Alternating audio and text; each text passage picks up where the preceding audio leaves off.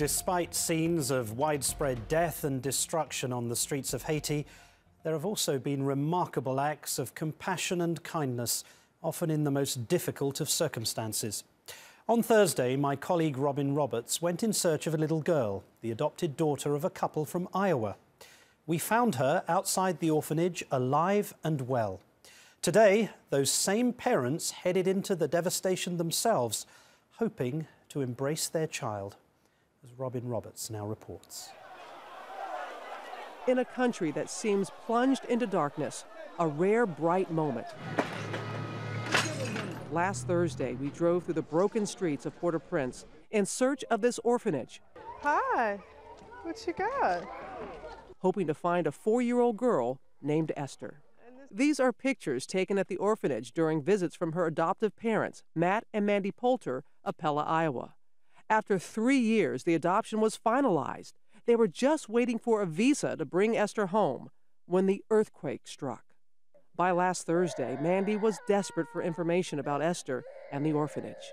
Then we found her. Oh, Esther, Esther.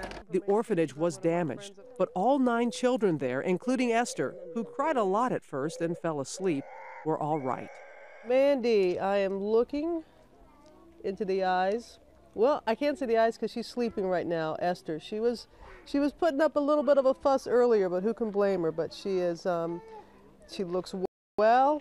You found her? Yes, we found Esther. We found you Esther, found Mandy. Esther, and it's her? We have At her. the orphanage? We definitely found her. Hey, Esther, your mommy and daddy love you very much. They say they're going to come and get you as soon as they can, so you just hang on. Okay, sweetie. 2 other families from Pella, who were also in the process of adopting children from the same orphanage, gathered in Mandy and Matt's living room that night. That's her? That's her, yes. For almost 2 years, we've been trying to get these kids. And then the thought of not knowing if they're alive or dead, or if they're safe, or if they have food or water, it was really a struggle the last couple of days. But the children were running out of food and water, and they were living outside their damaged home, with only a tarp to protect them from the scorching heat. The Poulters decided they had to go to Haiti to try and bring back their little girl. So at 4:45 this morning, the Poulters arrived in the Dominican Republic, next door to Haiti.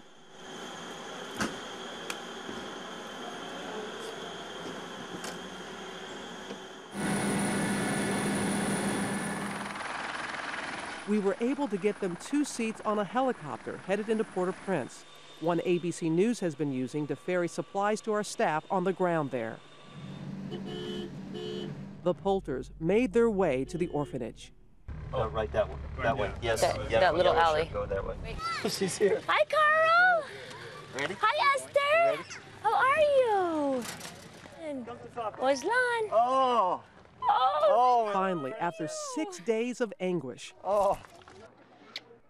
Mandy was able to hold her daughter. Ready to go home this time with Mommy and Daddy? And then Esther clung to her dad.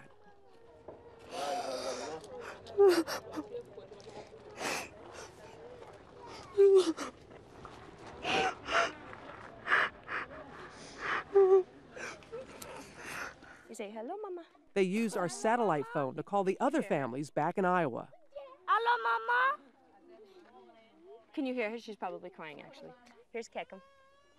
Say hello, Mama. Hello, Mama. They're very clean. They were getting their baths today. They have baby powder on. They got their hairs done. The nannies are cooking some spaghetti, so actually they're very well taken care of. Mandy and Matt did not want to leave any of the other 8 children behind. Tensions are rising in Port-au-Prince. There have been pockets of looting, and there's already been some violence. And relief agencies are having a hard time getting in food and medical supplies.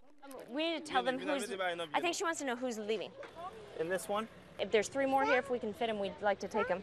Yeah. He's going to be really sad if he has to stay. We can take them all, do you think? I'd just take them all if we can. So with a van full of kids, they headed off to the U.S. Embassy. Kids, come on. You see what's lying there? Over here, Okay. come on. When they got there, it was a chaotic scene, Okay, just go, Matt. Just go fast. with hundreds of Haitians lined up outside. But the Poulters have had some help. Senator Tom Harkin of Iowa had his staff working all weekend to get an emergency visa for Esther. Now the question, Could they get permission to take the other children back to the U.S.? Lots of other paperwork, all the paperwork it took to get them out, what their parents had.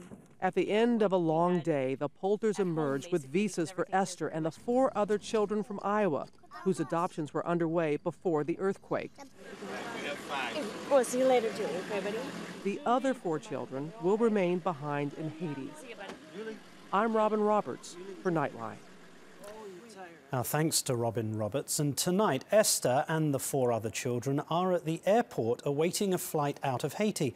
However, as we came on air, we learned the director of their orphanage has raised questions about whether any of the children, other than Esther, should be permitted to leave the country before their adoptions are formally completed.